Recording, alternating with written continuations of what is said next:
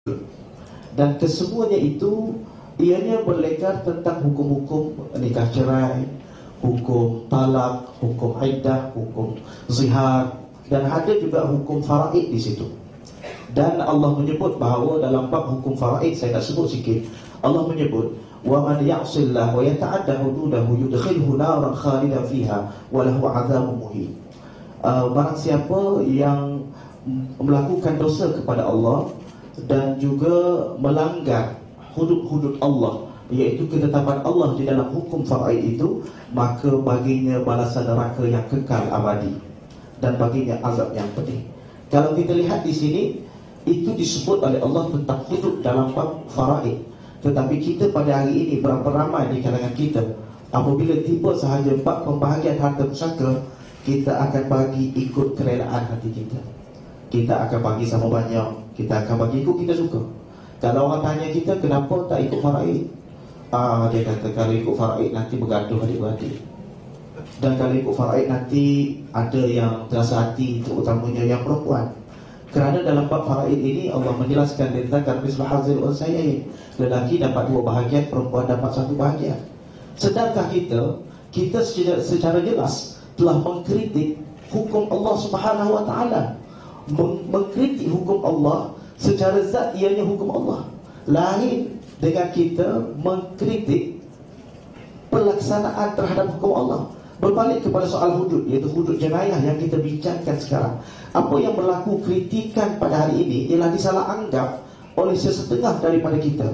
Apabila seseorang pemimpin, tak kiralah pemimpin daripada mana, mengkritik tentang cara pelaksanaan. Contohnya dia kata, apabila dibuat kepada orang Islam sahaja, maka orang Islam sahajalah yang kena hukum. Dan kita tahu apa yang disebut oleh Datuk TMB tadi, bahawa kita melaksanakan hudud bukan matlamat kita untuk menghukum.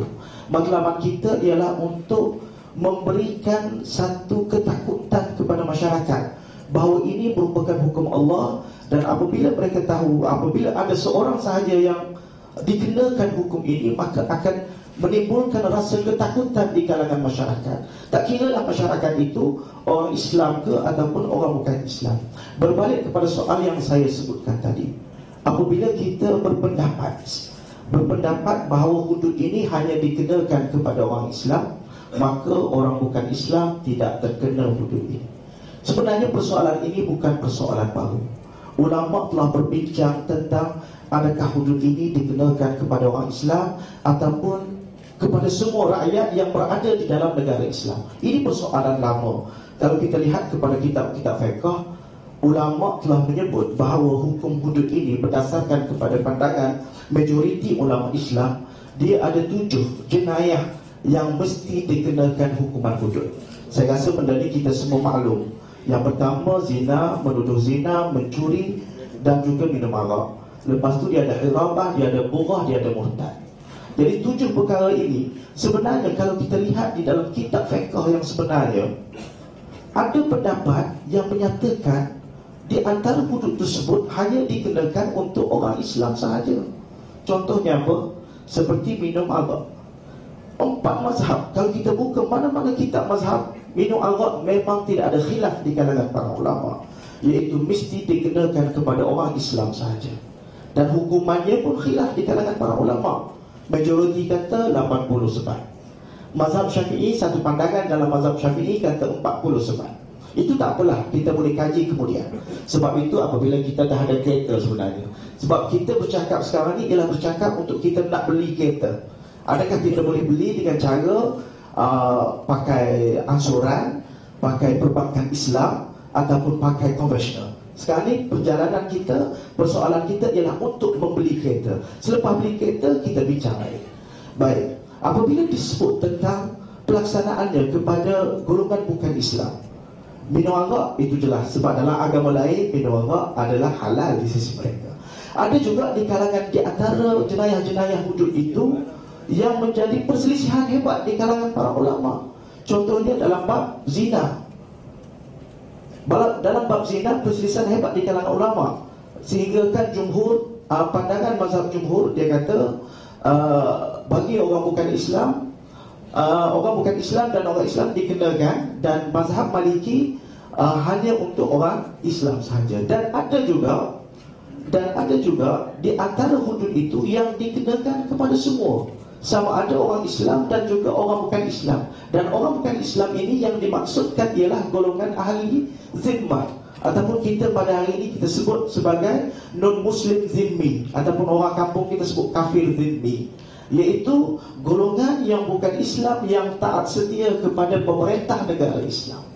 Seperti apa? Seperti mencuri. Dan kalau kita lihat kepada kitab-kitab fiqh, seorang ulama yang terkenal, Ustaz, nama dia Muhammad At-Tahir Ibn Ashur, merupakan ulama yang amat terkenal dalam bab maqasid asy-syariah. Dia telah menyebut di dalam kitab dia, di dalam tafsir At-Tahrir wa Tanwir, dia kata qad ajma'a ulama'ul ummah ala anna dhimmi yuhad fi as-sariqah, bahawa ahli zimmah itu mesti dikenakan hukum hudud dalam bab mencuri. Dan saya sebenarnya ada banyak lagi saya nak bercerita, nak berkongsi dengan tuan-tuan sekalian, bahawa kita pada hari ini disajikan tentang bahawa apabila disebut hudud, kita selalu mengkiaskan hudud dengan sembahyang, hudud dengan puasa, hudud dengan ibadat-ibadat khusus lain yang dikhususkan oleh Allah Subhanahu wa taala sebagai fardu ain kepada kita. Sedangkan hudud ini diwajibkan kepada pemerintah untuk dilaksanakan ke atas semua rakyat, tidak kira rakyat itu beragama Islam ataupun bukan beragama Islam. Kerana pemerintah Islam bukan hanya untuk rakyat Islam, tetapi juga untuk yang bukan Islam. Itu saja, terima kasih. Okey, terima kasih Dr. Musyadat. Langsung ke Dr. Datuk B. Terima kasih saudara pengurusi majlis.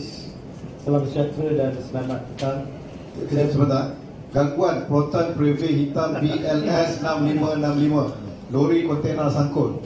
Jadi siapa yang parking tak betul-betul kan, saya malas nak buat pengumuman dia lagi. Kalau tidak kena hudud.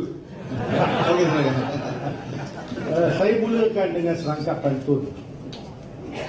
Buat cempedak di luar pagar, ambil dalam turun-turunkan.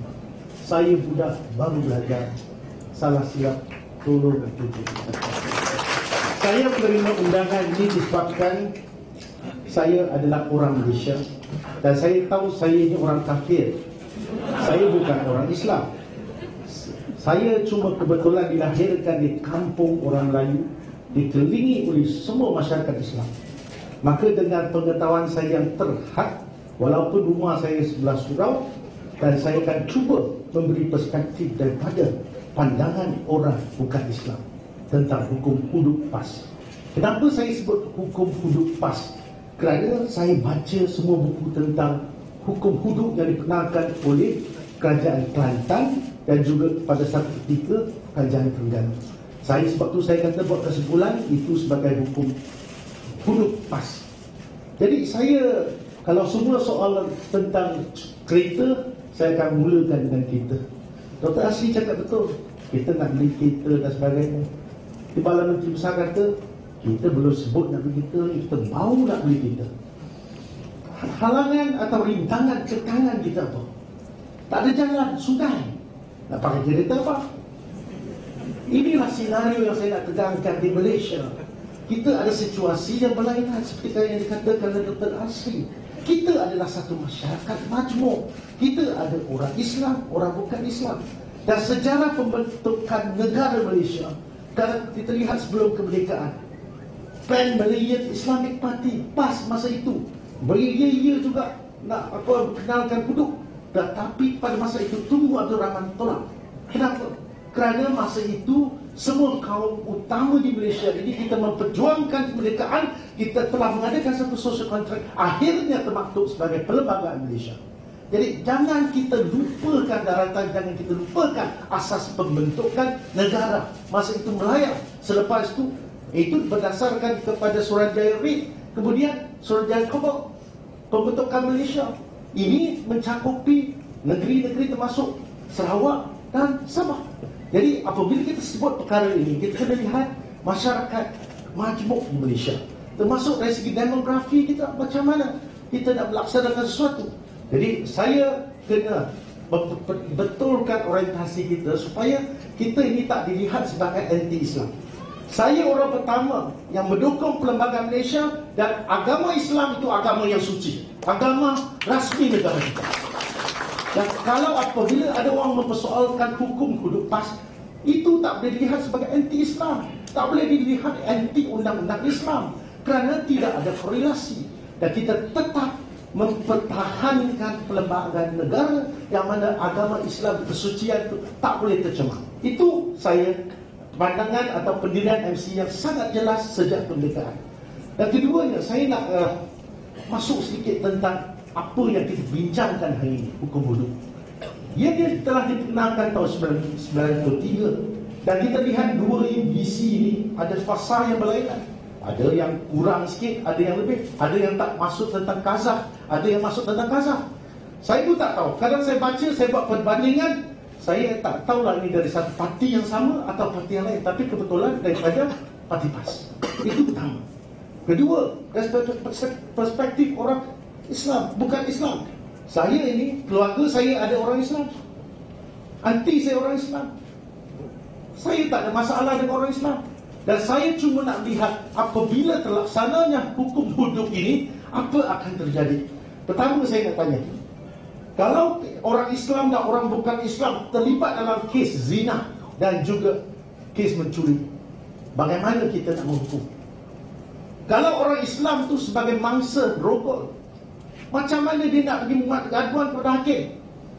Persoalannya, nak dapatkan 4 orang saksi kejadian yang melihat proses itu. Itu dalam orang itu, orang tu mestilah orang yang akil dan juga balik, maksudnya matang and competent. Yang saya baca, kalau dalam soal ini orang bukan Islam nak mengadu dengan siapa? Kedua, yang 4 orang tu, tak tahulah, perspektif saya mungkin silap, tapi ramai orang bukan Islam Indonesia akan menganggap kalau orang itu melihat 4 orang itu melihat proses itu berlaku setengah jam, saya tak tahu orang ni orang apa, pemikiran dia apa. Ini saya kena terus terang daripada perspektif orang bukan Islam. Kecuali lah saya dapat diyakinkan oleh timbalan itu besar. Okey, itu pertama. Kedua, dalam kes ini, bagaimana kita membezakan kes zina dengan rokok? Tidak dinyatakan dengan jelas. Dan saya nak bertanya, dalam kes ini, kalau kata seseorang yang dia kata kalau orang tu mengandung, kalau dia tak kahwin, itu berzina. Itu adalah presumption, dan adalah menjadi satu tanggungjawab orang yang didakwa ini, orang yang dimangsa ini, dia kena mempertahankan. Jadi dia kena cari saksi. Kalau tak dapat membuktikan dia ini dirogong, dia akan kena. Dan saya rasa dalam kes ini, mereka gagal mendapatkan 4 orang bukti, seolah-olah mereka melakukan Kazakh. Kazakh tu mereka akan dihukum kerana tidak dapat membuktikan kes itu. Jadi kes ini, orang bukan Islam melihatnya sebagai satu perkara yang sangat serius.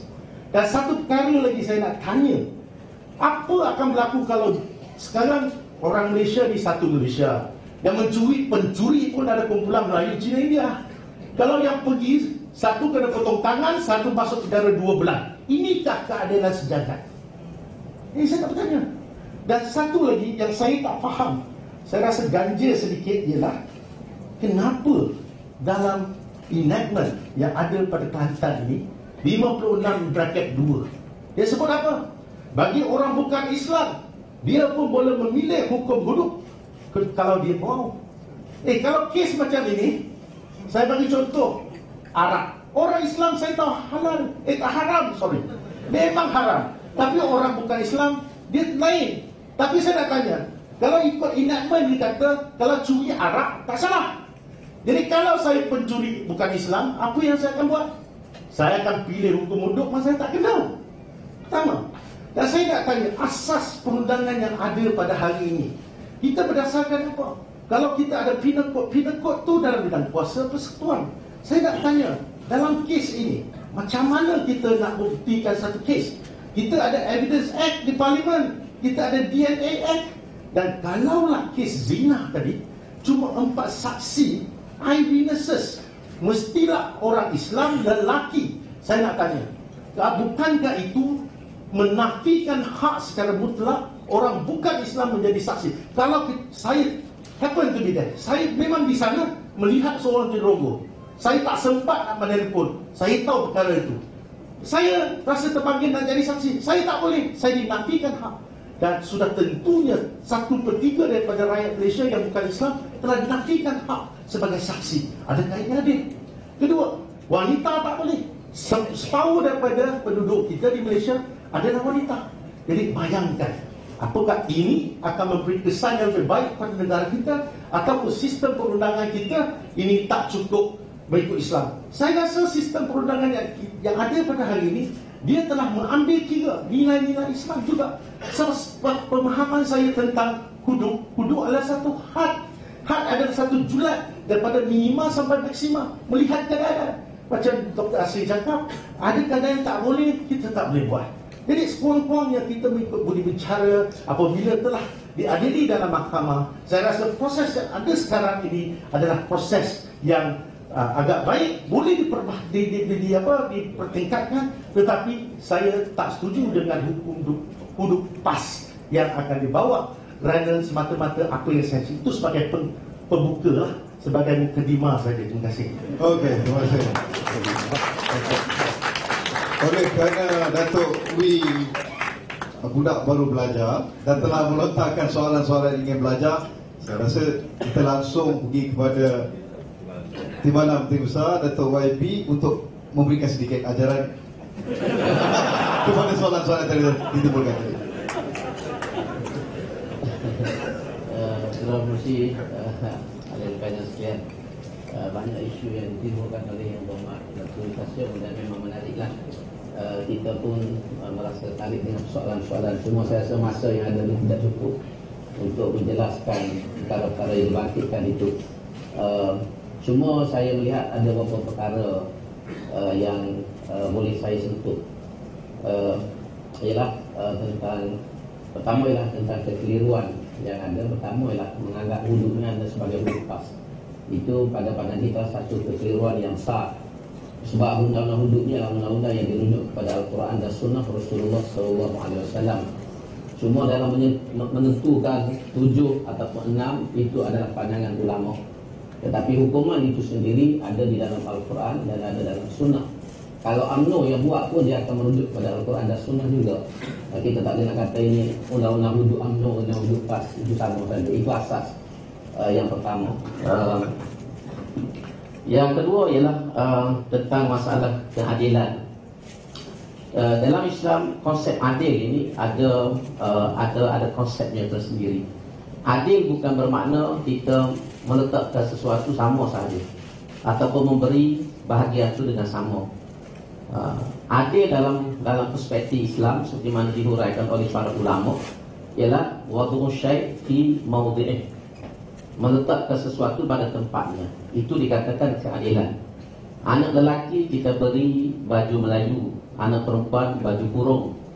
Kita tidak beri pakaian yang sama kepada anak lelaki dan anak perempuan. Kita tidak boleh suruh anak lelaki anak perempuan pakai baju kurung dua-dua ataupun baju Melayu dua-dua. Itu tidak adil namanya.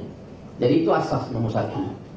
Dan dalam konteks ini bagi orang Islam, dalam contoh kes mencuri, kalau seorang Islam mencuri, bukan Islam mencuri, bukan Islam tidak akan dikenakan potong tangan. Yang Islam dikenakan potong tangan. Itu adalah adil kerana orang Islam ini telah memilih agamanya sendiri.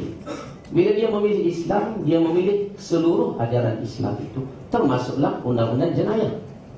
Jadi kalau dia mencuri, disabit salah, dia dipotong tangan, itu adalah adil kerana itu adalah pilihannya. Itu pilihan dia. Sebagai seorang bila dia masuk tentera, dia bukan masuk tentera hanya untuk pakai uniform jadi askar. Dia bersetuju untuk menerima seluruh peraturan sebagai seorang tentera, whatever it is.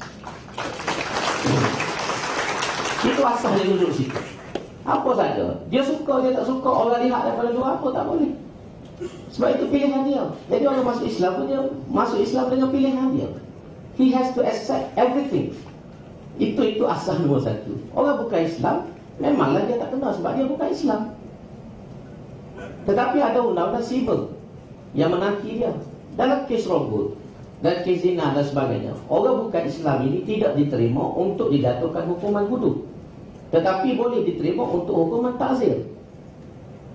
Itu ada beza dulu. Kita ingat bila tak boleh jatuhkan hukuman hudud, dia terlepas semua Tidak, bukan macam tu. Dalam kes rokok sebagai contoh, seorang perempuan dirogol memang sukar untuk dia bawa 4 orang saksi. Sebab orang biasa tak rogol di depan orang. Dia merogol di tempat yang tersembunyi. Tetapi bila seorang perempuan ini beriput kepada polis, maka dia kena buktikan bahawa dia dirogol. Dan pihak kerajaan boleh membantunya, polis boleh siasat. Orang dirogol ni, di segi psikologinya dia ada trauma. Doktor boleh mengesahkan trauma yang dihadapi oleh masalah itu. Ada physical injuries pada dia, ada penetration, kesan penetration, ada semen di dalam vagina dia. Ini semua boleh dibukti oleh doktor. Dan kita boleh tentukan semen siapa itu. Ya adalah vagina. Daripada situlah boleh kita tangkap perokok tersebut. Tetapi kalau tak ada 4 orang saksi, perokok ini tidak boleh dikenakan hukuman wujud. Tetapi tidak bermakna dia dilepaskan. Itu saja beza dia. Bukan kata rapist can escape. No. Itu sahaja. Seorang perempuan yang mengandung tanpa suami, kalau dia kata dia tidak berzina, dia mesti membuktikan bahawa tidak berzina. Kalau you tidak ada pasangan, macam mana you boleh mengandung? Kecuali Siti Maryam saja. Jadi you kena proof you are not, you do not commit adultery atau fornication. Jadi ya, ni doktor boleh cek. Ada berlaku zaman Sayyidina Umar, tak silap saya, seorang perempuan tidak ada suami, dia mengandung. Bila mengandung, orang menuduhnya berzina. Dihadapkan ke mahkamah dan dia mengata dia tidak berzina. Dia dirogol sewaktu dia tidur, kerana dia tidur mati. Dia tidur mati. Bila tidur mati, Umar tak percaya. Umar nak jatuhkan hukuman. Saya ingat, kalau silap Dato' Asri mungkin boleh betulkan. Sayyidina Ali ada pada waktu itu bagi tahu, laisa laka 'alaiha sabilun. Sayyidina Ali kata sama, kamu tidak boleh menghukum wanita ini walaupun dia mengandung dalam keadaan tiada suami. Mesti dibuktikan dan ditanya kepada keluarga dia, ditanya kepada jiran dia. Memang perempuan ini tidur mati sungguh. Orang semua datang dengan wacana hudud pun dia tak datang. Jadi tidur mati. Jadi bila dibuktikan bahawa wanita ini memang tidur mati, maka Umar membebaskan dia walaupun dia mengandung dia tidak ada bapa. Tidak dikenakan hukuman hudud. Jadi benda itu very clear. Cuma dalam enactment itu kita tidak sebut one by one. Iaitu terserah kepada mahkamah untuk melaksanakan. Sebab hakim-hakim yang akan menjalankan kes ini, mereka ini sudah tahu benda ini. Saya yang bukan taraf hakim pun saya faham benda itu. Tidak akan kita jalankan dengan mudah saja. Cuma kita tidak detailkan di dalam enactment. Sebab enactment ni macam orang biasa, bukan detail. Kalau detail itu jadi thesis. Ada footnotes, ada reference. Tapi undang-undang dia macam tu saja, terserah kepada kebijaksanaan dan kepasaran hakim untuk menghuraikan perkara tersebut. Itu antara benda-benda yang kena sebut. Dato' Asri ada nak menjelaskan ini berkaitan dengan soalan-soalan Dato' Wee. Terima kasih Musi. Pertama, kita balik pada asas tadi, kita Muslim. Macam Dato' Ahmad kata tadi, kita percaya bahawa undang-undang ini jika dibuat benar-benar mencapai maksud keadilan, dia memberikan kebaikan kepada manusia. Itu satu perkara yang kita kena yakin. Cuma dia mungkin yang sedang kita bincangkan sebagai Muslim, kita tak bincangkan tentang undang-undang itu. Kita bincangkan apabila dia telah di-enactmentkan, dia telah disusun. Bincang, berdiskusi bagaimana nak perkara ini jadi lebih baik. Dia kena diwacanakan, kena mendapat feedback, pandangan balas daripada rakyat. Saya buat contoh. Bagus apa yang tadi Datuk Nik Ahmad telah terangkan. Cuma saya nak sebut contoh. Apabila kita mengkritik amalan haji, kita tak pertikaikan, tapi kita boleh mengkritik tabung haji. Ya, dia ada tak. Kita mengkritik pengurusan dia. Bukan saya kata salah, betul. Tapi nak bezakan. Beza antara tabung haji dan haji. Bila kita mengkritik tabung haji, orang tak boleh kata awak ni pertikai hukum Islam. Tak boleh. Kita pertikaikan dia. Kita tidak pertikaikan hasrat Kelantan. Saya rasa kita orang Islam kena dokong hasrat Kelantan. Cuma kita sedang bincangkan ialah bagaimanakah perkara ini hendak dikemasginikan supaya ia tidak membawa kepada suatu perkara yang tidak menjadi tujuan sebenar syariat. Saya sebenarnya setuju juga sebahagian poin yang disebut oleh ahli panel kita yang keempat tadi, iaitu saya mempunyai pendapat yang berbeza dalam hal ini. Contohnya tentang masalah undang-undang. Kita kena bezakan antara dosa yang membabitkan urusan peribadi dan dosa yang membabitkan keselamatan awam. Dalam kes hudud ini, kalau nak dibezakan, dosa peribadi macam zina, adultery, minum arak, yang saya sebut sebagai private sin, yang membabitkan dosa antara seseorang dengan Tuhan, itu tidak dihukum orang yang tidak menganggap ia sebagai kesalahan agama lain. Tetapi kenapa hudud nak dibuat? Hudud nak dibuat kerana nak mengawal keselamatan masyarakat, untuk kedamaian. Tiba-tiba ada orang yang mencuri yang tak dikenakan, sedangkan kesan tindakannya sama. Hanya kerana perbezaan agama, maka itu tidak dapat membantu kepada maksud kedamaian. Maka dalam kes mencuri, merompak, hendaklah disamakan.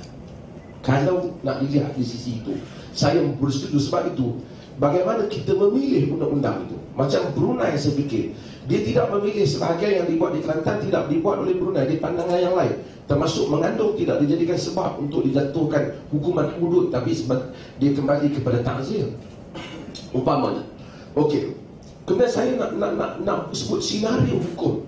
Hukum ini, tuan-tuan, sangat adil apabila ia berlaku dengan begitu indahnya. Saya tengok keindahannya. Nabi SAW apabila dia memotong tangan pencuri, baginda sendiri di rumahnya tidak ada apa-apa untuk orang menyatakan dia ada kepentingan. Omar apabila memotong tangan pencuri, antara bahu kanan dan kirinya ada beberapa tampuk, maksud dia tidak ada kepentingan. Semua orang tahu apabila dia memotong tangan pencuri hanya untuk kepentingan masyarakat saja.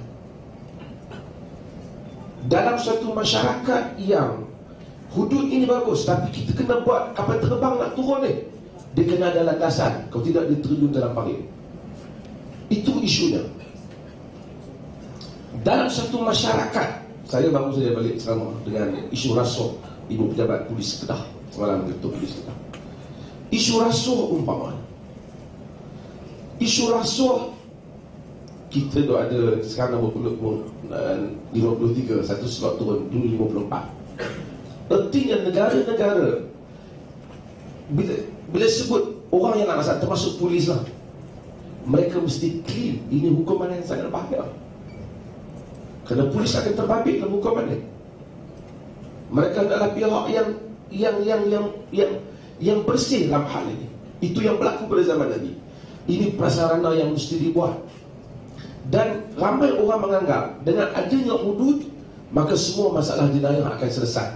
Saya pun nak betulkan juga persepsi ini. Islam tak pernah kata benar. Islam kata Islam yang lengkap itu yang membantu kepada hal ini. Saya tunjuk contoh. Saudi bukan negeri yang paling selamat dalam senarai negara-negara dunia ini.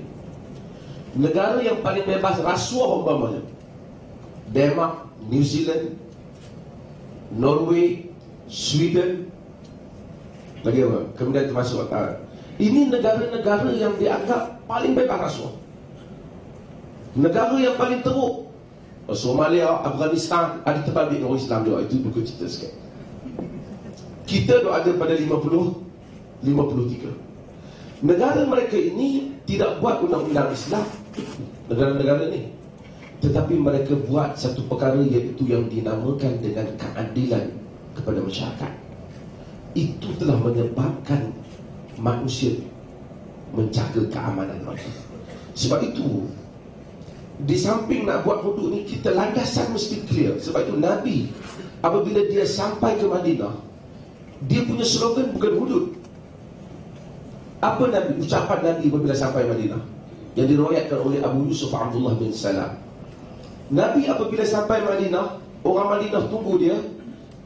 Dia punya first speech Nabi, ucapan yang pertama, dia kata ayyuhan nas ifsus salam wa at'imut ta'am wasilul arham wa sallu wa nasu niyam tadkhulu jannata bisalam.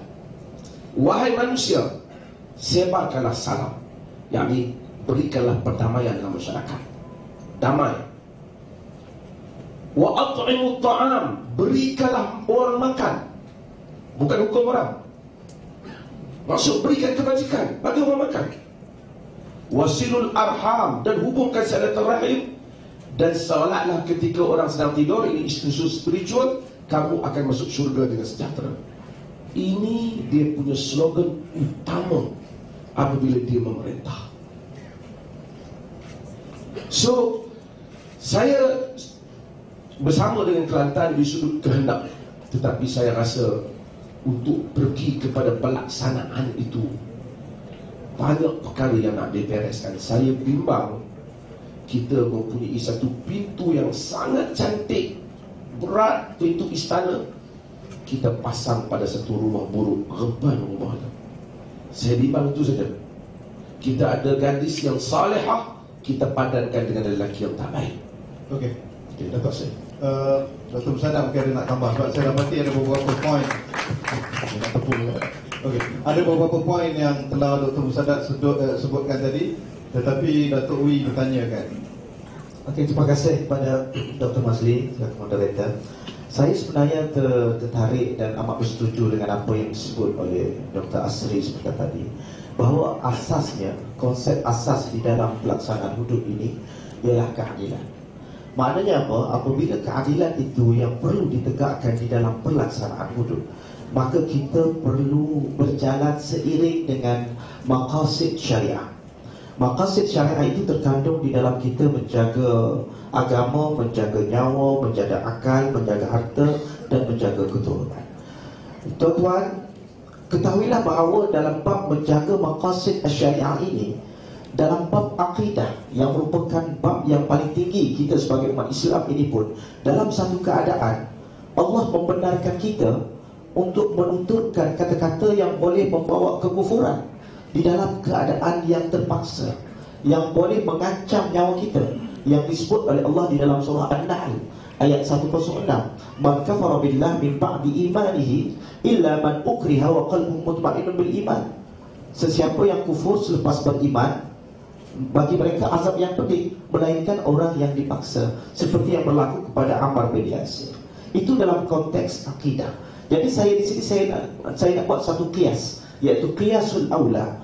Kalau di dalam bab akidah pun Allah membenarkan kita menjaga maqasid, maka lebih-lebih lagi lah di dalam bab syariat. Konsep asas yang paling penting bagi kita di dalam melaksanakan syariat Allah Subhanahu wa taala ini ialah untuk kita menjaga keadilan. Saya amat setuju apa yang disebut oleh TMB, Datuk TMB seperti tadi, iaitu dalam bab arak, minum arak, dalam bab zina.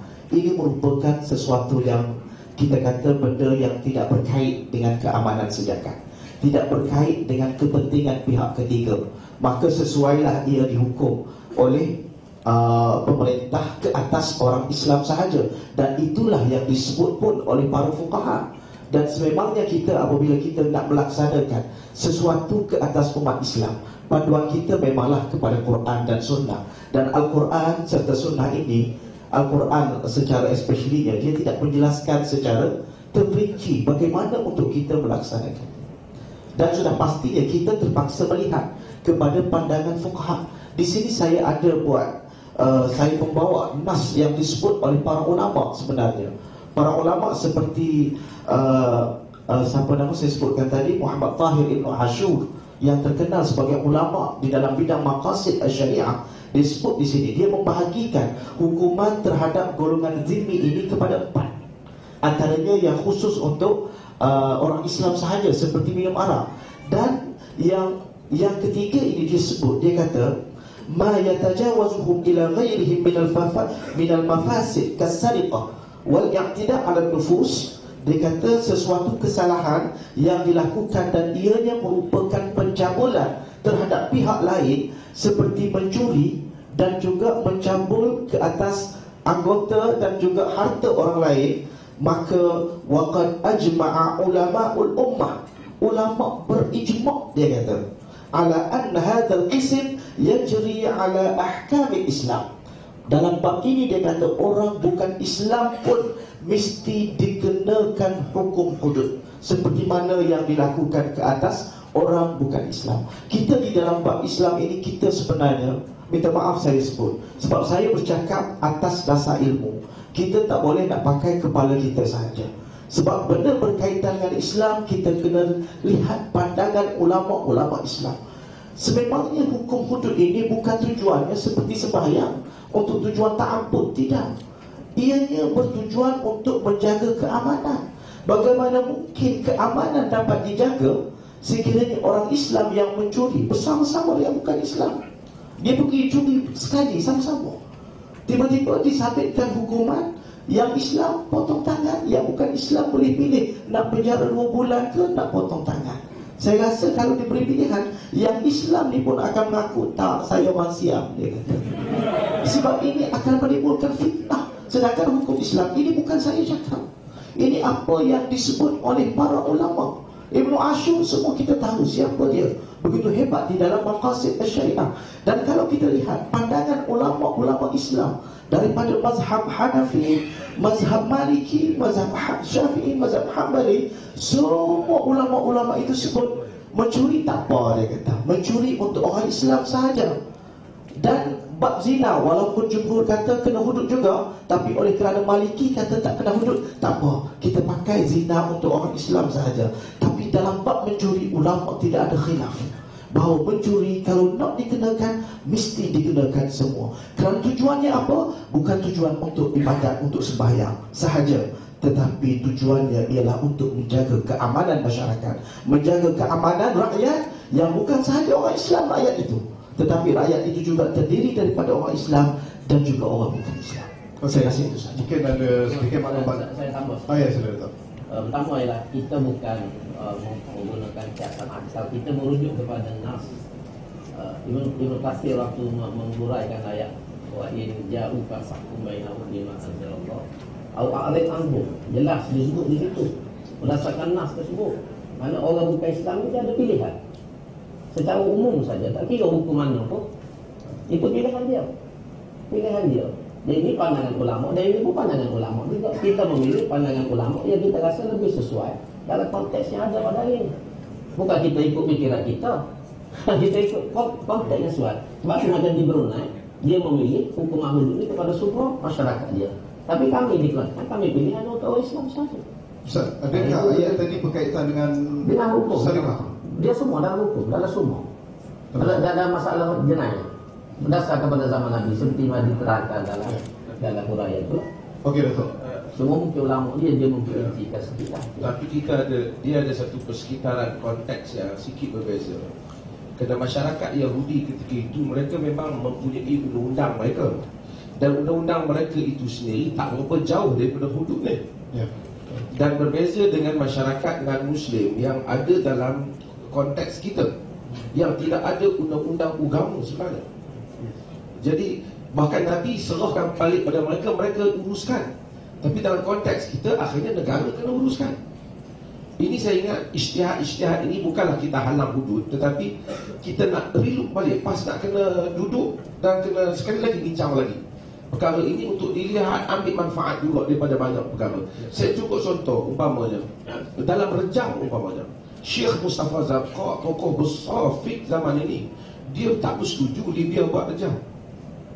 Dan saya rasa ini bukan soal tidak bersetuju dengan hukum, kerana saya baca hadis Nabi SAW yang diriwayatkan oleh Abu Dawud dan Tirmidzi. Nabi kata, la tuqta'u aidi fi safar wa la tuqta'u aidi fil ghasb. Jangan kamu potong tangan pencuri ketika musafir, jangan kamu potong tangan pencuri ketika peperangan.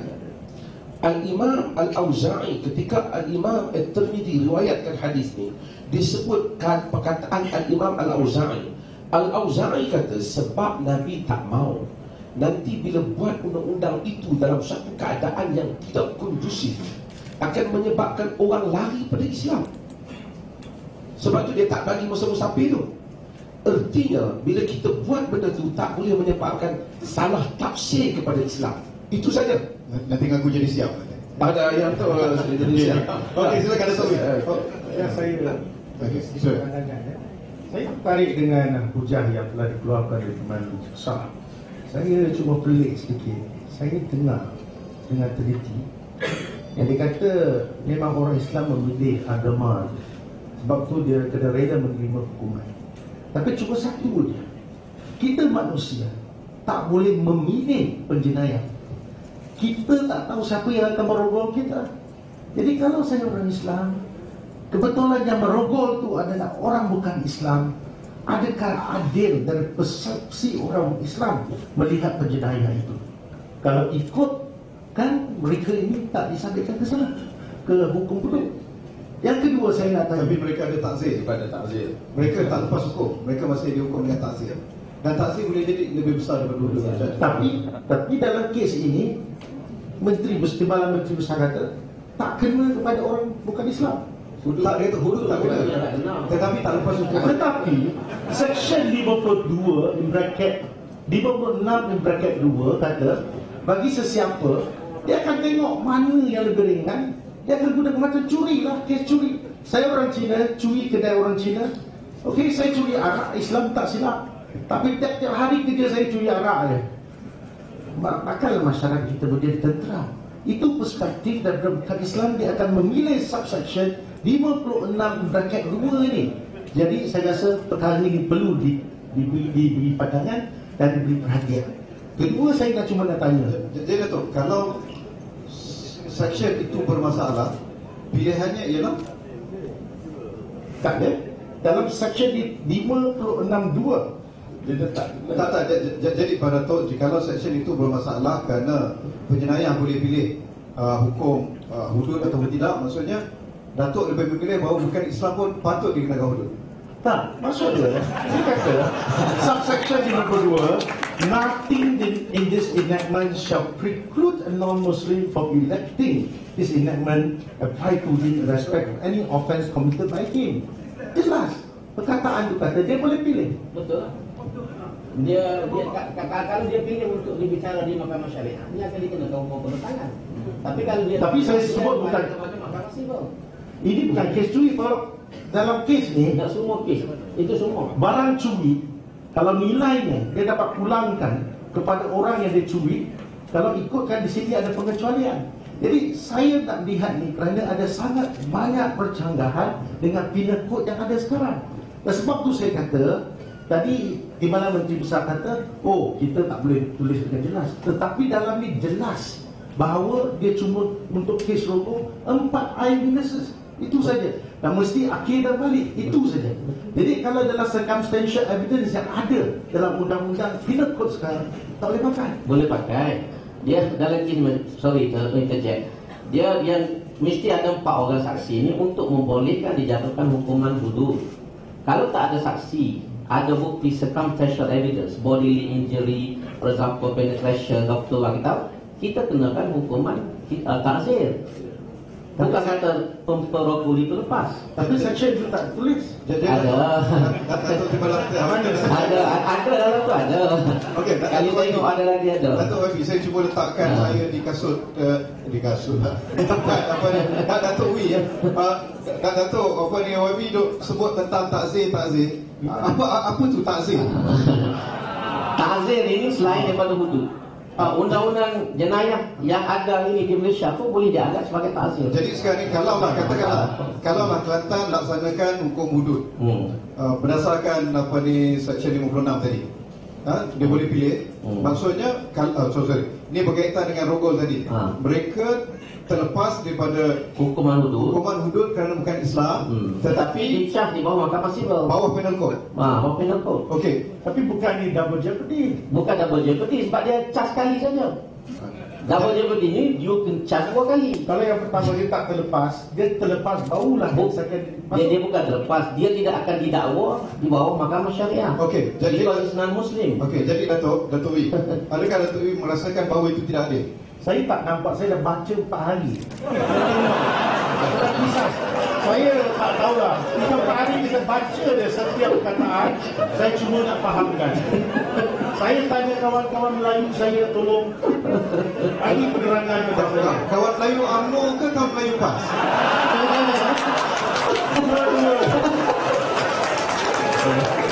Okey, Datuk Wi, saya rasa ada poin yang valid tadi ni sebab saya pun rasa macam ada perkara yang saya tak lawas dengan Dia macam ni. Saya rasa gini, pertama ialah mana-mana kesalahan yang dilakukan oleh orang bukan Islam.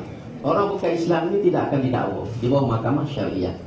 Contohnya seorang bukan Islam merogol, dia akan didakwa di mahkamah sivil. Itu maksud dia ya. Okey, jadi adakah itu boleh diterima Datuk Wee? Sebab tu saya tanya, adakah itu satu keadilan sejagat apabila dua orang merogol seorang perempuan? Itu adalah orang Islam yang dirogol. Yang seorang lelaki ni kafir, seorang tu orang Islam. Seorang tu kena hukuman teruk di bawah hukum dan seorang tu terlepas. Jadi sepatutnya yang kafir tu pun kena juga. Tak, saya cuma Okey, silakan Datuk. Saya ingat poin dia sekarang ialah dia tahu bahawa saya tidak terlepas, tapi seorang berat, seorang ringan. Itu maksud dia, saya faham. Seorang ringan, seorang ini juga satu persoalan kepada keadilan yang mesti dijawab. Adakah apabila Chong ringan, tiba-tiba Ahmad berat? Jadi sedangkan merogol gadis yang sama, kata berogol ramai-ramai kan. So, di manakah wajah keadilan itu? Di sudut situ saya sendiri, saya rasa saya berbeza dengan pandangan enactment Kelantan. Saya setuju Brunei. Bagaimana Brunei? Maksudnya kita kena samakan. Semua sekali. Jadi sama mereka pun kena hudud juga. Ya. Saya katakan kemarin Nabi Dr. Brunei.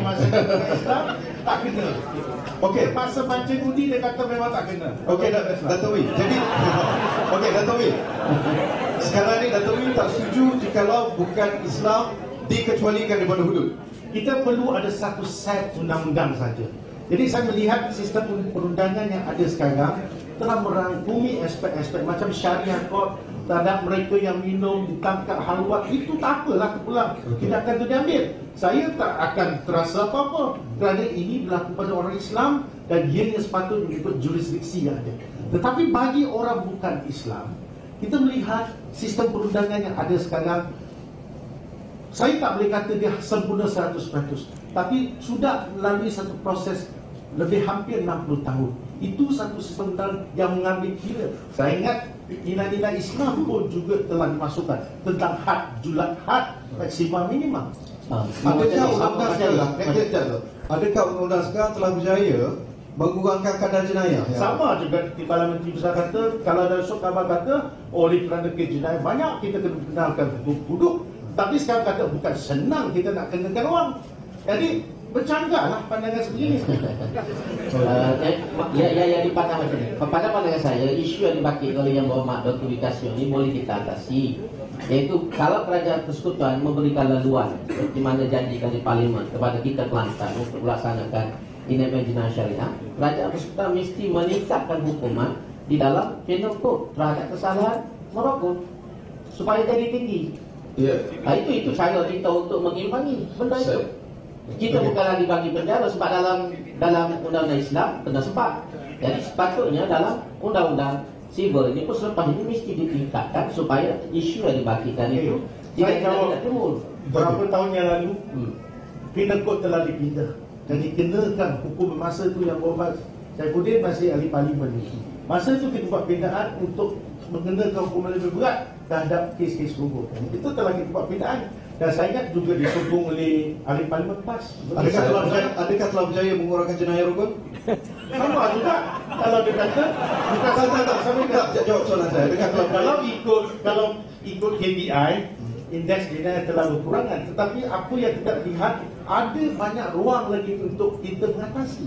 Bukan kata kita buat secara mutlak. Kerana manusia kita ada 1% yang memang kepala tak betul. Dia nak curi, dia nak rompak. Kita tak boleh kata 100% rakyat Malaysia ni tak akan curi bila kita nampak uduk. Tak mungkin.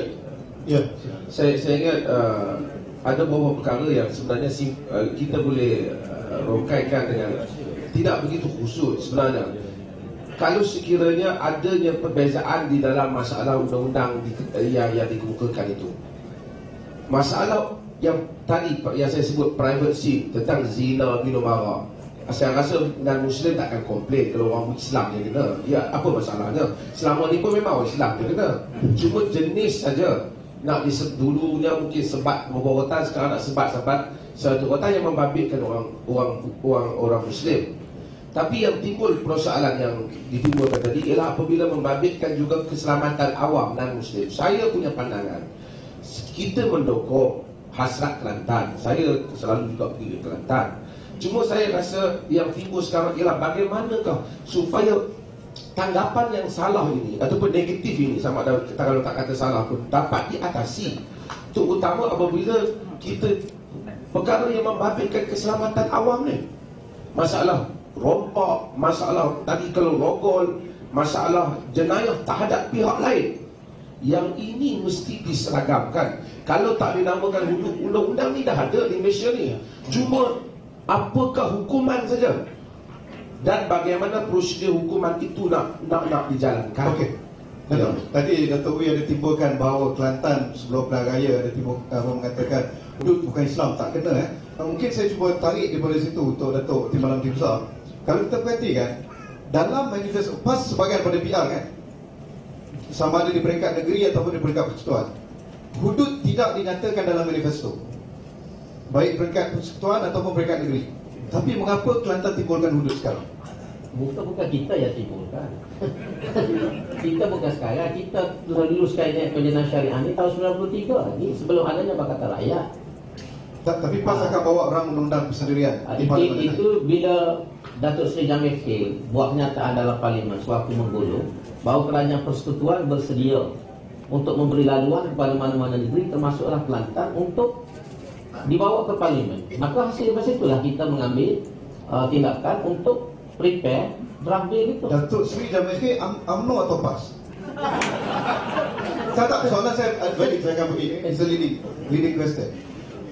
Saya pun kena tanya Datuk Bikasio. Tak, saya akan pergi. Okey, nanti. Tak. Beliau UMNO. Betul. UMNO sebahagian daripada BN.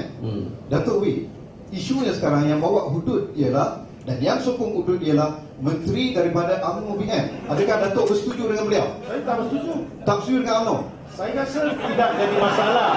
Tak kira siapa yang bawa, sama ada PAS bawa ke, disokong oleh ahli parlimen UMNO ke, kita kena tetap pada prinsip kita. Macam mana perjuangan kita mencapai kemerdekaan, asas kita berlandaskan pada perlembagaan. Itu yang kita nak pertahankan. Jadi dalam kes ini, Jamil tidak mewakili BN, dia ahli UMNO. Dalam kes ini, dia bukan satu pendirian yang dipersetujui oleh PN. Dan saya boleh nampak sekarang lebih daripada separuh daripada parti komponen, ketua parti komponen tak setuju sebab kemajmukan keanggotaan ahli dalam BN ini. Jikalaulah UMNO menyokong usul rang undang-undang persendirian PAS itu untuk mengundangkan laluan hudud di Kelantan, UMNO menyokong PAS, adakah MCA akan bersama UMNO lagi dalam barisan nasional? Saya rasa kalau berlaku perkara itu, sudah sampailah masanya kita kena berbincangkan kedudukan kita bersama dengan rakan-rakan diskusi. Kerana dalam kes ini kita kena lihat apa yang dikatakan, sebenarnya kita boleh bincang.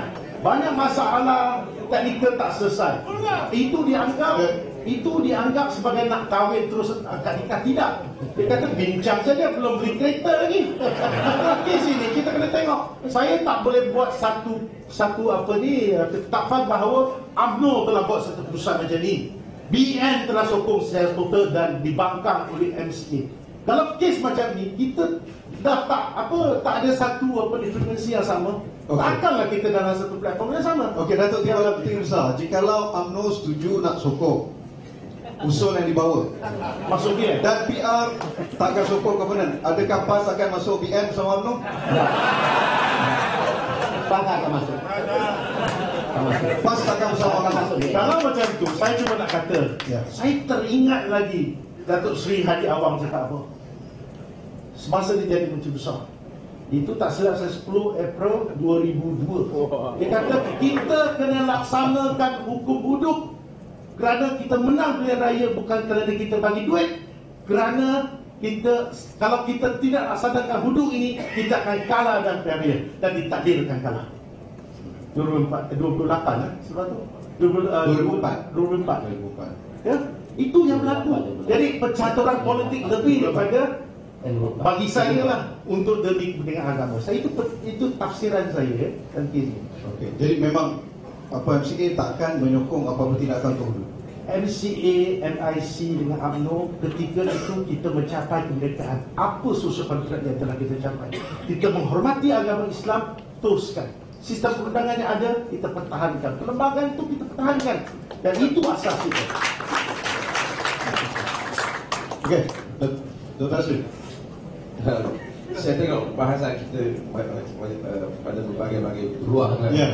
Saya punya tujuan saya ke sini ialah nak memberi pandangan balas terhadap elemen Kelantan ni, bukan nak mematikan semangat dia, tapi nak meminta supaya dia melihat balik beberapa perkara yang sudah ada di situ supaya dikemaskan. Bukan pendirian nak menghalang dia nak buat itu. Kerana saya sebut, kalau siapa-siapa yang baca buku Esposito Who Speaks for Islam, dia cerita dalam dunia ni berdasarkan undian yang dia buat, majoriti orang Islam orang Islam yang educated nakkan kepada Islam, termasuk undian yang dibuat di Nigeria. Tetapi apabila hudud yang pertama dilaksanakan di Nigeria, dipotong tangan pencuri basikal ke apa, yang pertama, terus sokongan kepada Islam ditarik oleh majoriti orang Islam sendiri, kerana dia lihat yang bawah kena. Takut yang curi kayu kena, yang curi kayu balak tak kena. Sebab itu saya kata, hendaklah undang-undang yang disamaratakan, sehingga ke peringkat tidak ada, kita tak boleh ada dua mahkamah, tak boleh ada satu mahkamah khas. Sama saja antara sultan, raja dan rakyat biasa. Terus terang saya sebut, apabila sampai ke peringkat itu, undang-undang itu akan adil. Undang-undang itu akan adil.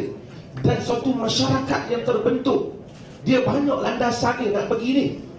Sebab itu, tangan yang pertama dalam riwayat Al-Hakim dalam Mustadrak, tangan yang pertama yang dipotong di dalam Islam, Nabi SAW duka cita. Dalam riwayat hadis dia kata, faka'anna asfa ala wajhi Rasulullah SAW ar-ramad. Seakan-akan muka Nabi sangat sedih.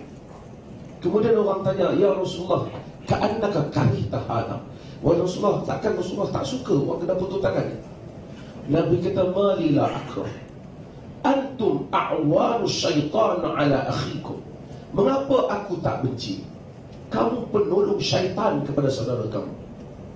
Nabi kata, bila kes sampai ke mahkamah, dia laksanakan. Mengapa kamu tak maafkan? Wal falyafu wal yasfahu. Nabi kata, maafkan. Ini dia punya spirit undang-undang tu. Sebab itu bila sebelum Nabi nak suruh potong tangan, Nabi hidupkan banyak benda, termasuk hukum zina. Macam saya kata tadi, kahwin sangat mudah. Orang bangun, Rasulullah tawar dia nak kahwin. Rasulullah, dia tak nak. Rasulullah boleh kahwin, terus kahwin. Tak ada janda yang tinggal melainkan orang kahwin. Sekarang janda yang cantik-cantik pun banyak tahu tak kahwin. Itu saya sampingan.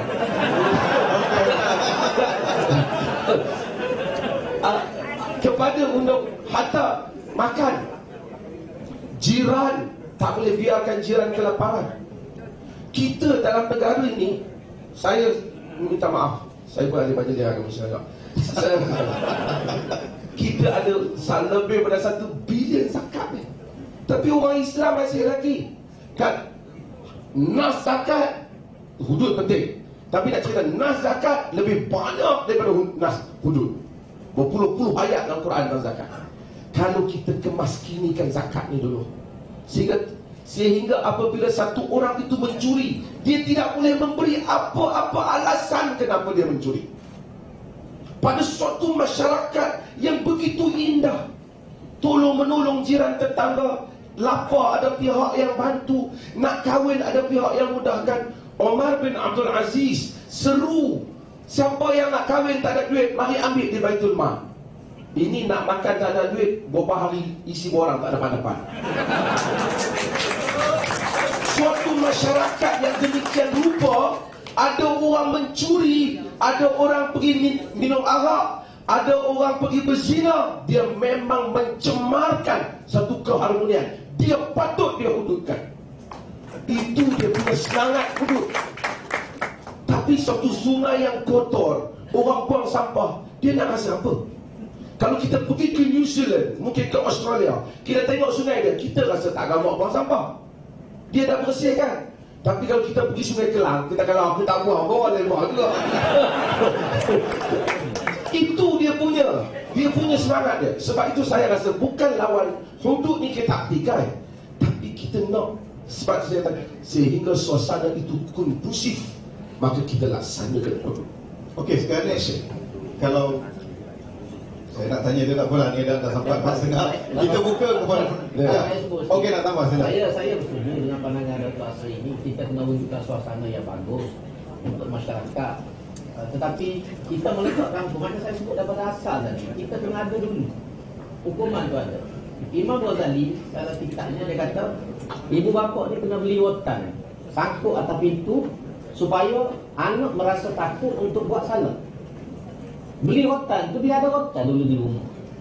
Bila kita nak pukul, itu perkara yang kedua. Sekarang ni rotan tak ada lagi.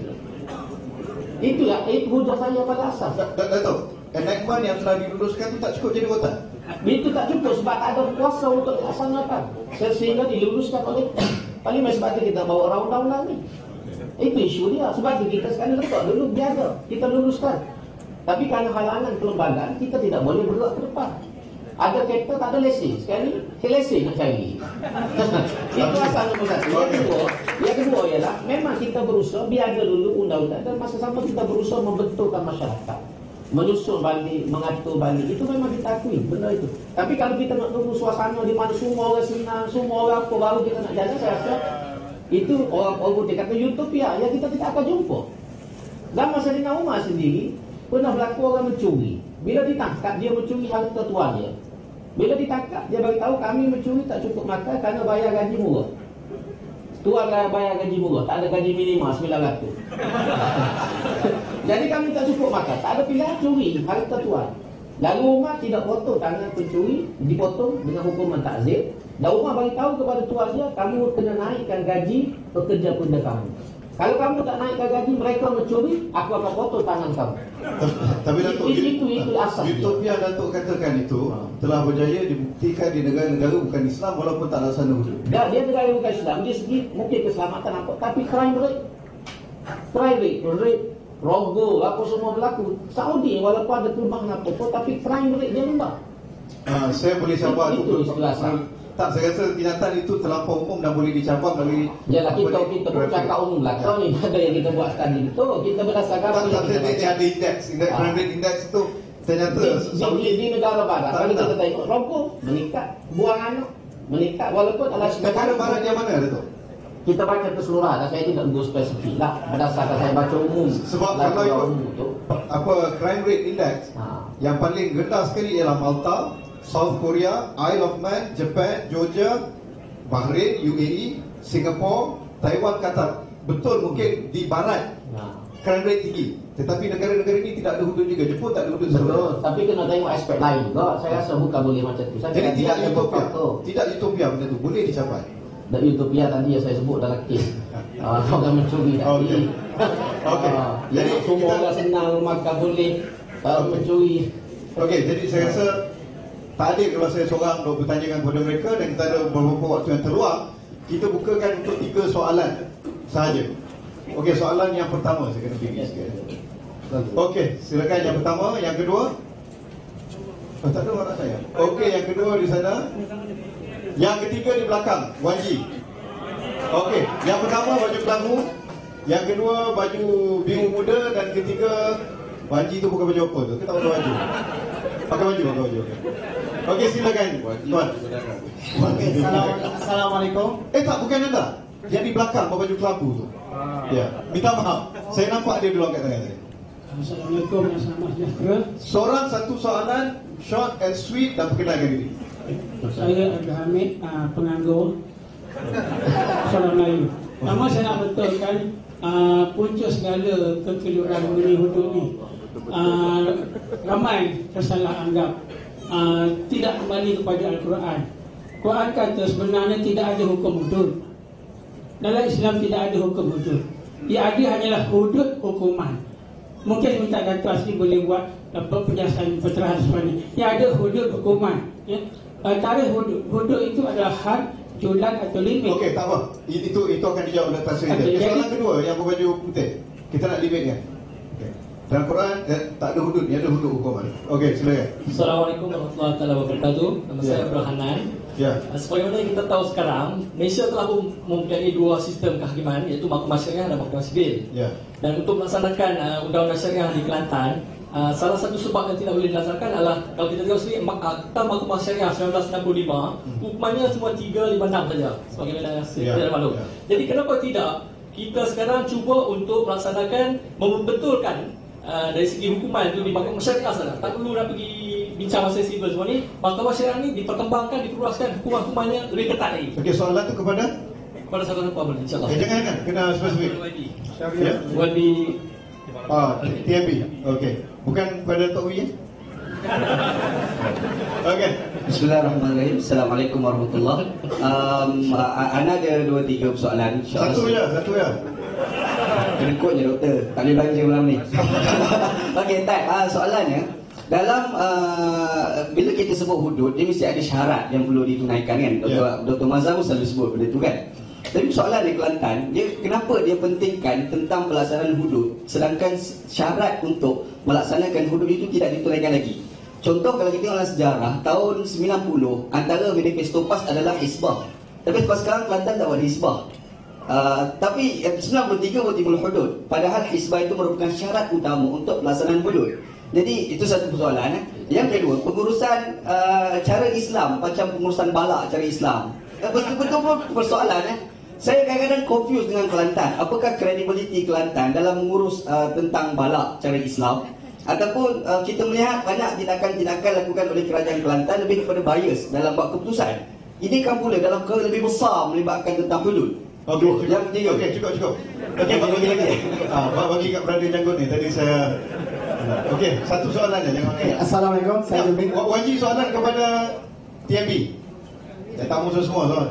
Okey, TMB. Okey, saya soalan saya ditujukan kepada TNB juga. Oi, semua TMB. Okey, soalan saya adalah kenapa perlu percaya pada UMNO? Kerana di Kelantan sebelum ni berapa kali dah masuk ke dalam belanjawan negara mengenai lebuh raya, tapi tidak dibuat lebuh raya.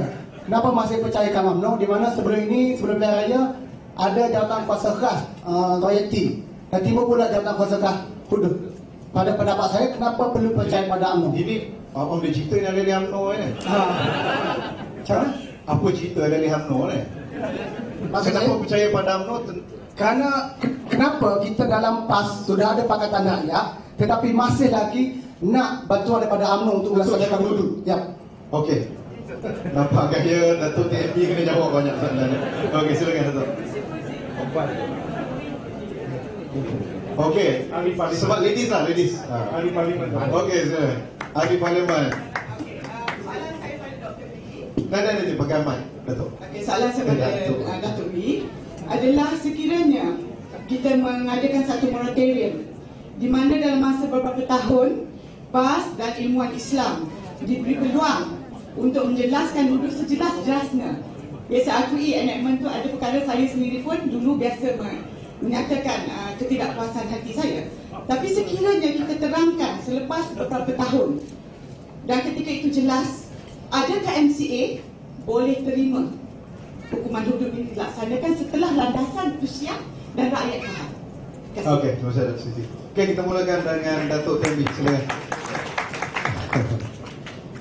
Jadi tentang masalah kenapa kita memerlukan kerjasama UMNO untuk melaksanakan ini, kerana UMNO yang memegang kuasa di Malaysia sebagai parti teras dalam Barisan Nasional. Itu ya asas dia. Kalau kita mengaitkan Malaysia, kita tak mengharapkanlah sokongan UMNO. Tapi sebelum kita ada kuasa, yang ada kuasa ni kebetulannya Barisan Nasional dan UMNO di dalam itu.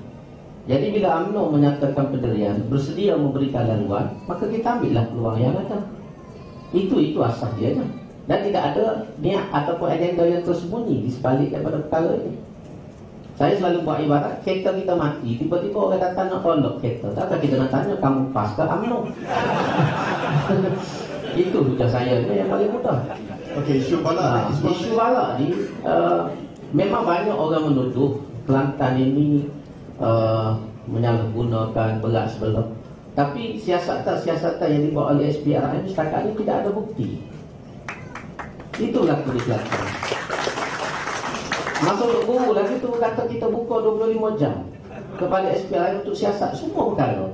Dan SPRM telah beberapa kali pergi menyiasat file-file pun diambil di Jabatan Perhutanan, dibuka dan sebagainya. Tapi setakat ini tidak ada bukti berlakunya penyelewengan dan salah guna kuasa dalam pembagian balap. Ini sudah tidak. Sebab itu jangan buat tuduhan-tuduhan yang tidak ada asas. Fitnah, jangan buat fitnah. Mengkritik boleh tapi jangan memfitnah.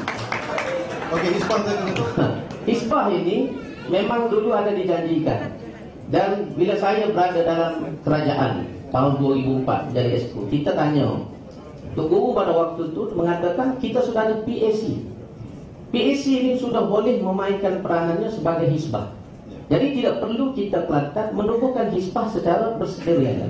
PAC boleh memainkan peranan itu. Dan itu yang disebut. Dan pada pandangan saya, hisbah ni atau PAC bukan asas kepada pelaksanaan hudud.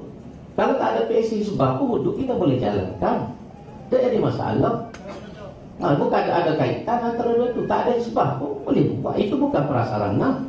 Datuk, bukankah Selangor ada Selkat dan Pening ada? Ya betul, itu memang kita tahu. Tapi kenapa Kelantan tak boleh buat? Kelantan itu masa itu Tok Guru bagi tahu. Itu terus sebagai Menteri Besar dia kata kita tidak perlu wujudkan hisbah kerana sudah ada PAC. Itu alasan dia. Jadi kita pun terima lah pandangan sebab itu Menteri Besar yang cakap. Sekarang ni tak ada. Sekarang ni tengoklah macam mana kalau kita rasa PAC itu tidak dapat memainkan peranan dia, mungkin kita boleh melihat kepada keperluan menubuhkan hisbah. Itu asasnya. Okey, sekarang Datuk Wee, soalan daripada Dr. Maria tadi. Saya meneliti soalan tadi susah untuk saya jawab kerana pertama dia banyak anggapan.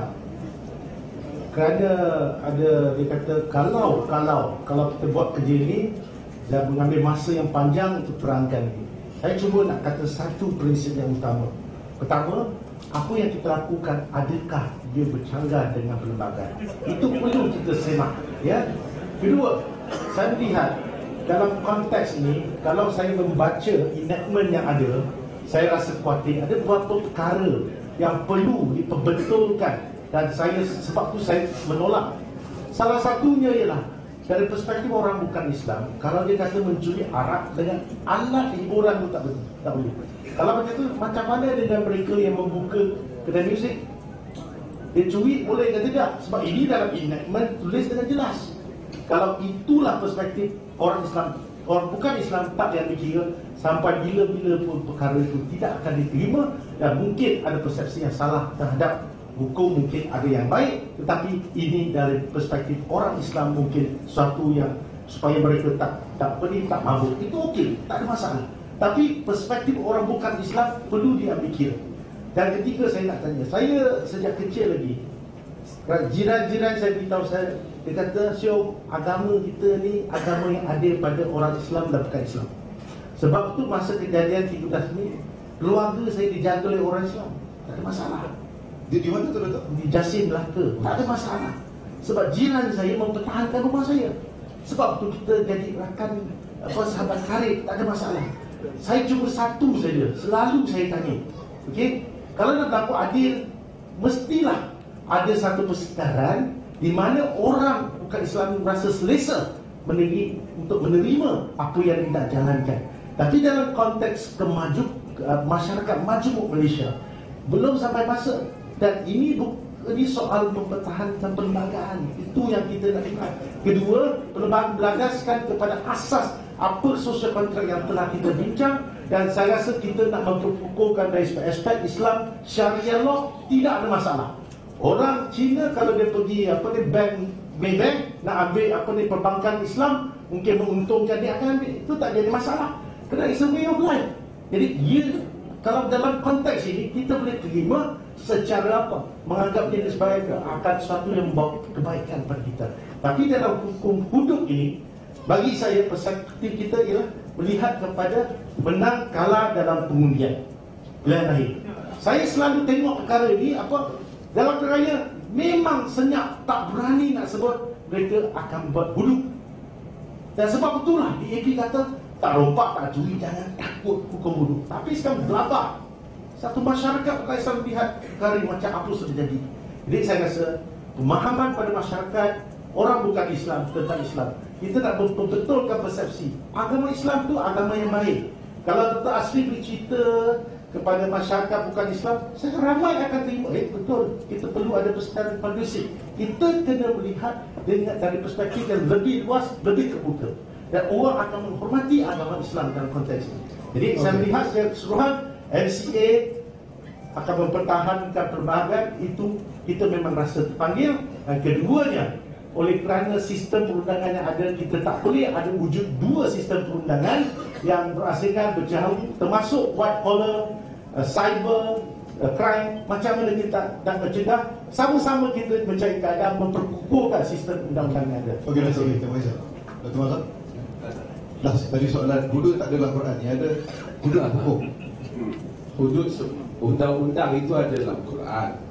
Cuma perkataan kadang-kadang sebahagian orang guna tilka hududullah, itu bukan hudud. Demikian hudud Allah tu yang tu bukan hudud. Itu undang-undang, peraturan-peraturan yang berbagai. Cuma potong tangan disebut dalam Quran, sebab disebut di dalam Al-Quran. Semua ni hukum Quran. Seperti mana zakat disebut dalam Quran, suruh makan orang beri disebut Quran, bantu orang disebut dalam Quran. Cuma yang saya sebut sekarang ni ialah kita tak ketika yang itu. Cuma mungkin kita bincang landasannya dan prioriti. Macam kalau kalaulah saya mungkin kalau tanya, saya kata kalau saya nak dibentang di parlimen, mungkin antara benda yang sebelum hudud kita bentang dulu dasar hiburan negara. Yang sekarang ni penting hiburan ni macam-macam. Garis panduan umum yang kumpulan Islamis kemukakan yang mana lebih sejahtera untuk negara, kita belum ada umpamanya. Dasar pembetulan pendidikan, kerangka kertas yang dibentangkan yang dapat dikongsi value-nya oleh Muslim dan non-Muslim. Banyak lagi kalau kita nak bentang. Dasar penyelarasan tentang mobilisasi semula tentang zakat dan harta baitul mal negara juga penting, yang mana itu asas kepada landasan. Kemudian setelah PAS kemukakan ini PAS Mahir Hudud, saya rasa orang akan respect sebab dia dah buat banyaklah kerangka-kerangka yang menunjukkan dia membina landasan yang kukuh untuk mewujudkan satu masyarakat yang harmoni. Itu saja idea saya. Dan kemudian tapi tak apa, benda dah ini bagus juga sebenarnya PAS muka ni. Kalau tidak tak ada forum ni. Kalau tidak TUI tak baca, tak baca. Okey, waktu benar-benar mencuri kita dan tapi kita terpaksa berhenti. Soalan dah cukup. Cuma kita akan tiba pada penggulungan lah. Jadi kita minta daripada setiap ahli panel seorang seminit saja untuk gulung. Jadi kita mulakan dengan Datuk Wee. Saya akhir sekali akan menekankan bahawa MCA tetap dengan pendirian kita akan mendukung perlembagaan negara yang ada sekarang. Itu kita akan sokong. Dan kedua, apa yang penting ialah kalau tokoh kita seperti Tunku Abdul Rahman, Tun Razak, Dr. Mahathir, mereka pada ketika itu tidak menganggap hukum hudud sesuai di Malaysia, saya rasa mereka ini tidaklah kurang Islam. Mereka juga adalah bangsawan, memang ada pemikiran yang jauh. Dia tahu kenapa tak boleh, kerana masyarakat kita adalah masyarakat berbilang kaum dan tak ada persekitaran yang kondusif. Dan lebih-lebih lagi kalau kita lihat negara Sudan tahun 1984, perpecahan. Dia ada mulakan hudud saja, pecah pada dua negara. Dan apa yang berlaku kalau kes Pakistan tadi, boleh bawa kes Aminah Niwal, dan satu lagi kes Farhan Bibi. Tolong minta Timbalan Menteri Besar bawa kes dia, baca apa masalah berlaku itu di negara Islam, dan homogeneous adalah orang Islam. Terima kasih. Okey, terima kasih. Dr. Musyadat, silakan. Okey, terima kasih Moderator. Sebenarnya saya sependapat dengan Dr. Asri bahawa saya bersetuju, saya menyokong penuh usaha Kerajaan Kelantan untuk melaksanakan hudud, kerana saya juga adalah rakyat Kelantan. Dan itulah sebenarnya, dan dasar apa yang disebut oleh Kerajaan Kelantan ini disokong oleh Kerajaan Malaysia sebenarnya. Oleh sebab itulah Menteri Agama, Menteri Jabatan Perdana Menteri Dr. Jamil Khair telah pun mengumumkan bahawa akan ditubuhkan satu jawatan kuasa khas untuk menilai tentang cara pelaksanaannya itu. Dan sememangnya apabila kita menyebut tentang kaedah ataupun cara pelaksanaan, kita mengkritik cara pelaksanaan itu. Saya nak Menteri Besar, Timbalan Menteri Besar Kelantan dapat memberi penjelasan kepada semua rakyat bahawa sesiapa yang memberi komen, mengkritik tentang cara pelaksanaan ini, bahawa mereka sebenarnya bukan menolak Islam, mereka sebenarnya bukan menolak hudud, tetapi mereka nak supaya rotan yang dibeli itu adalah rotan yang baik, dan rotan itu sesuai untuk digunakan untuk menghukum anak-anak mengaji Quran dan sebagainya. Dan satu benda lagi yang saya nak sebutkan di sini, yang saya sebut tadi, menggunakan akal itu adalah dalam kita mengkiaskan hudud dengan sembahyang, dengan ibadat khusus. Bukan kata dalam pengambilan pendapat yang mengatakan hudud untuk orang Islam sahaja. Okey. Saya kasih. Terima kasih Doktor. Silakan Doktor. Terima kasih kepada semua, dan saya pun merasa gembira lah dengan pandangan-pandangan walaupun ada yang pro dan kontra, dan insya-Allah pandangan-pandangan baik itu kita akan ambil perhatian. Dan untuk makluman tuan-tuan dan puan, kita di Kelantan pun semenjak kita luluskan tahun 93, kita membuat semakan balik kepada enactment tersebut, dan memang ada peruntukan-peruntukan yang boleh mengelirukan, seperti mana disebut oleh Dr. Wikasio, hasil daripada feedback daripada masyarakat, dan kita dalam proses untuk mengemaskan balik peruntukan-peruntukan itu yang tidak berapa jelas. Kita akan perjelaskan supaya lebih nyata kepada masyarakat, dan aspek-aspek yang yang dirasakan tidak mantap, kita akan mantapkan dalam enactment tersebut, sebab kita ambil feedback daripada semua dan sebahagian daripada apa yang ada limit. Dan untuk maklum, sebab tadi Dr. Asri kata kita patut bentang di Parlimen dasar pendidikan, kita dalam mereka ni untuk Kelantan dulu.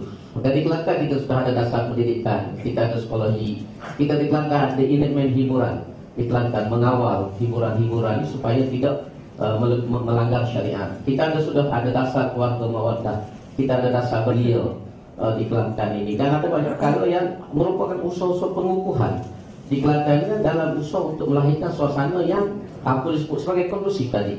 Cuma oleh kerana kemampuan kita terhad di segi keuangan media massa, mungkinlah tidak pencapaiannya tidak memenuh lagi. Jadi untuk mengukuhkan lagi dasar ini, kita rasa hudud sepatutnya datang, sebab untuk memenuhkan, kalau kita kata jigsaw puzzle itu, ada aspek yang kita kena masukkan lagi untuk mengukuhkan keseluruhan perancangan kita di Kelantan di bawah konsep dasar membangun Islam. Terima kasih Datuk Sri. Terima kasih. Tadi saya dapat pernyataan tentang hudud di Kelantan. Kita menyokong pada dasarnya, cuma kita nak dilihat di kemaskini dan lihat konsep keadilan yang lebih luas dan masa yang lebih sesuai untuk ia dibuat, bukan dengan keadaan yang tergesa-gesa yang akhirnya akan menghentikan tujuan itu sendiri. Cumanya saya nak pada saya tengok ramai juga rakan-rakan bukan Muslim di depan ni. Saya ingin sebut satu perkara yang dikatakan negara Islam itu bukan negara hudud. Saya takut salah faham. Hudud ini salah satu mekanisme undang-undang yang terlalu kerdil di sebuah negara Islam yang mementingkan soal keadilan, soal social justice, soal kebajikan, soal memberikan hak, soal penghormatan antara satu sama lain. Saya bimbanglah dan Muslim bila dengar sebut negara Islam terus terbayang hudud. Ini tidak benar. Sebenarnya negara Islam patut seperti mana yang berlaku di negara-negara yang bebas rasuah, negara-negara yang bebas jenayah. Dan kemudian itu hudud hanya pelengkap untuk mengatasi daripada suasana yang indah tadi dicemari. Jika tidak, saya bimbang nanti tergambar Islam, tergambar antara darah dan nyawa. Itu saya rasa pandangan yang akan memberikan satu pandangan negatif, persepsi negatif dari Islam. Negara Islam adalah negara yang penuh dengan kebaikan dan dipenuhi dengan social justice dan hak. Hudud adalah satu perbincangan terpencil untuk mereka yang melanggar keindahan yang telah dibentuk. Terima kasih. Okey, terima kasih panelis sekalian dan terima kasih kepada pengajar dan rakaman tahniah kepada tuan-tuan dan puan-puan kerana tidak emosional dalam tajuk yang mengundang emosional. Terima kasih. Terima kasih Sinaria. Assalamualaikum warahmatullahi wabarakatuh. Terima kasih Yang Berbahagia Dr. Mazli di atas kehebatan beliau mengendalikan wacana yang cukup tenang dan tenteram. Tapi macam statement Dr. Yang Berhormat Ahli Parlimen Keluang tadi, nampak lepas ni Dr. Asri akan memberi ceramah kepada kelompok MCA untuk penjelasan yang lebih jelas. Jadi kita rakamkan gambar kenangan macam biasa bersama dengan moderator dan juga Tuan Haji Nasir jemput Datuk Jalil jemput sekali.